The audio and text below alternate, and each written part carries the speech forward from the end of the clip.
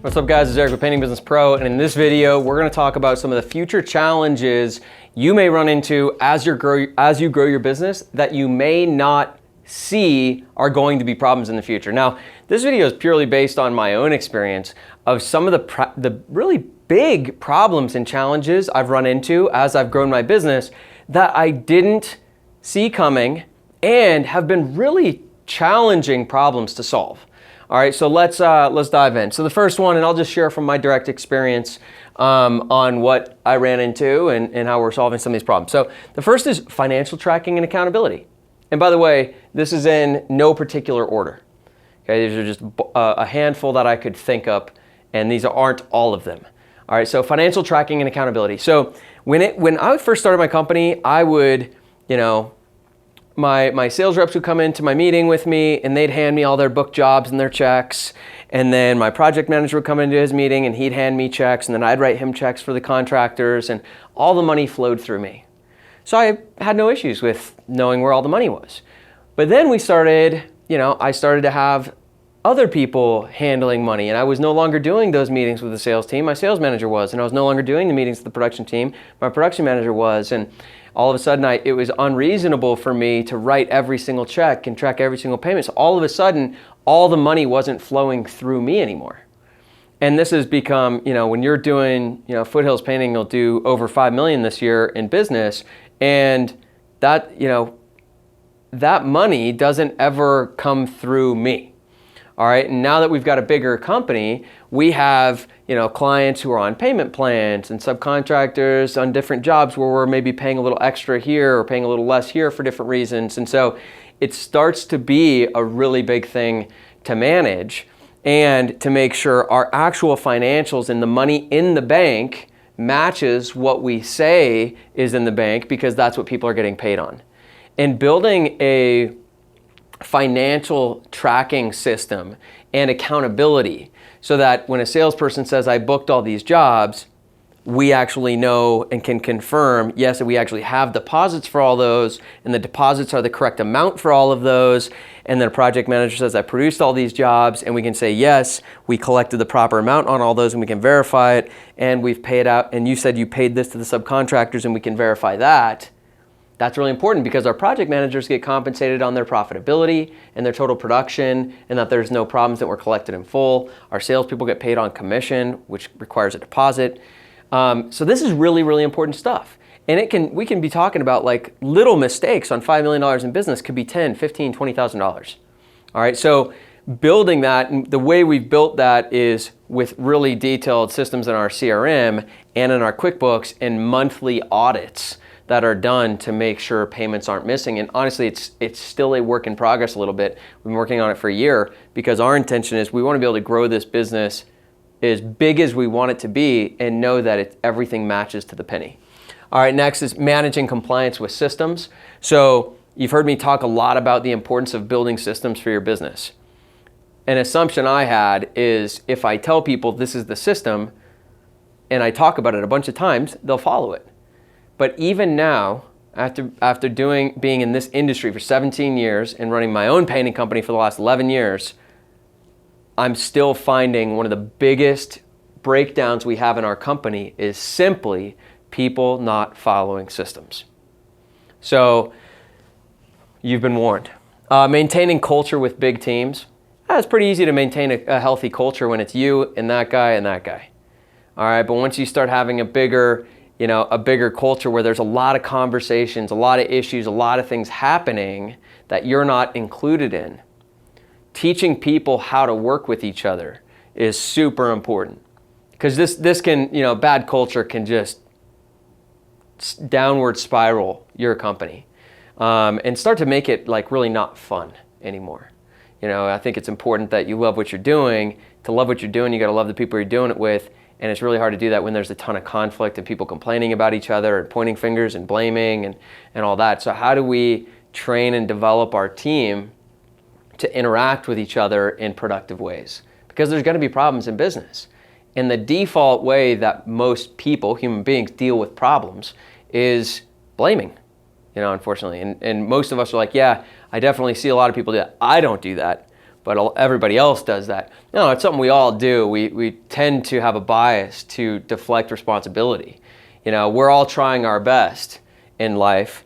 You're not intentionally not trying. I mean, sometimes you might be, you know, but for the most part, we're all trying our best. And so when something doesn't go right, we're like, look, I tried my best. I did this, I did this, I did this, I did this, like, and we defend and then we blame. And when that starts happening within your culture, that's not going to correct itself. All right, so how do we solve that problem? This has been a really hard problem to solve at a big scale. This is a hard problem to solve. You know, how do I really make sure people are following systems? You know, I've got whatever, 30 employees out there, not including all of our subcontractors, working 40 hours a week. You know, we've got, what is that, 120, that's 1,200 hours a week of work. How do I know those 1,200 hours are being done the way we wanted them to be done? That is a really hard problem to solve.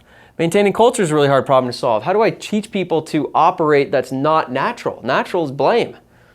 All right, dealing with internal conflicts, kind of the same thing, but actually how do I have those conversations? How do I prevent it? How do I get ahead of it? How do I change my onboarding and my culture so that that doesn't really happen as much? There's problems created by success, by too much success. I made another video about that, which will either we just release it or we'll release it soon, but it's about what happens when a high-performing team member turns on you.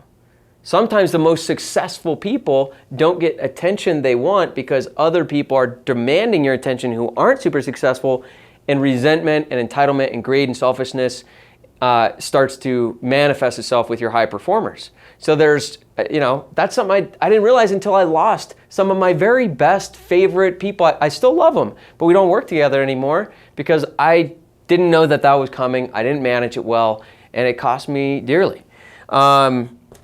Profitability at scale.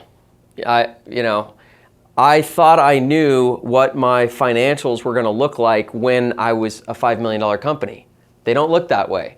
There's expenses I didn't think of, I didn't realize I would have. There's changes that have been made to the business. There's changes that have been made to credit card processing fees. There's all these different things that, oh, I didn't realize I would have that expense. Crap, I didn't know I'd need 2 office managers by now. And well, I didn't realize that like cost of living would change so much that I actually need to pay people more. And profitability at scale, what I've noticed is most people underestimate what their expenses are going to be, which is a problem, or people are just making really bad profit margins. No, don't do that. Don't settle for a low profit margin. Be prepared, think through it. Another one is being a therapist. And I don't mean that in a derogatory way at all, but the bigger your company gets, the more your job becomes empowering people, maintaining culture, training and developing people. And, you know, people are people. Like, we're going to have issues. We're going to have breakdowns. We're going to have challenges. We're going to have upsets. We're going to have this, you know, we're going to go through stuff that people go through. And as much as we would like personal and work to be separate, they're not. You know, if someone's having issues personally, it impacts their work. Doesn't it impact yours? You know, if you just got in a fight with your significant other and then you walk into an estimate, isn't that going to impact how you do that estimate? If you just had a huge blow-up fight with someone in the morning and then you walk into a project and your painters aren't doing anything, are you going to speak to them the same way than if you're just like full of joy and happiness? No, you're going to treat people different. It definitely impacts your performance in your work.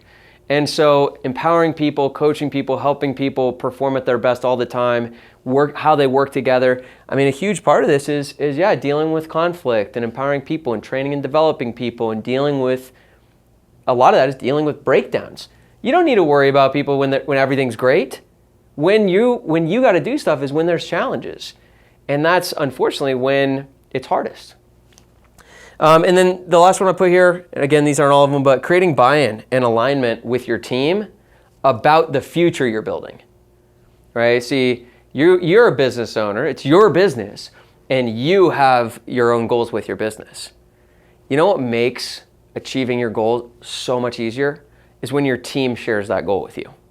You wanna know what's really, really hard to do is to fulfill a goal when your team doesn't really care about your goal. All right, so how do I create buy-in on the future we're building? And I'll give you a hint. It's a lot of work, and it includes including them in designing the future.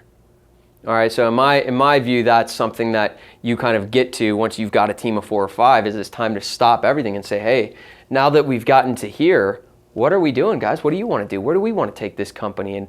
And give them a seat at the table is one way that really helps with people having buy-in. So these are just some of the challenges, and look, these are really expensive lessons that, you know, cost me huge missed opportunities financially, cost me a lot of money, cost us years of building solutions and of just failing to learn what we need to build.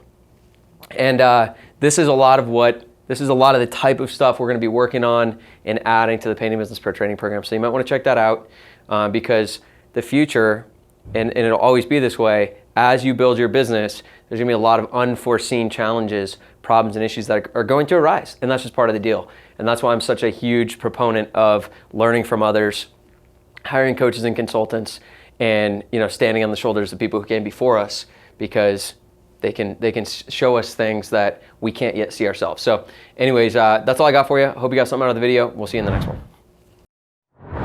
Hey, what's up? It's Eric with Painting Business Pro. I hope you enjoyed that video. If you're interested in building a market-leading painting company, that's what I really help people do. I don't help people do that on YouTube. I don't help people do that with Facebook videos. I help people build market-leading painting companies in the Painting Business Pro training program, where we go as deep as we need to go on building great systems, building great teams, building a great culture, becoming a great leader, and becoming a great business owner. And the truth is, those things all take time to learn and master. So if you're interested in building a truly great company, then click the link below this video and you can learn all about the Painting Business Pro training program that I offer to people who are really motivated and ambitious to build a great company. So check it out.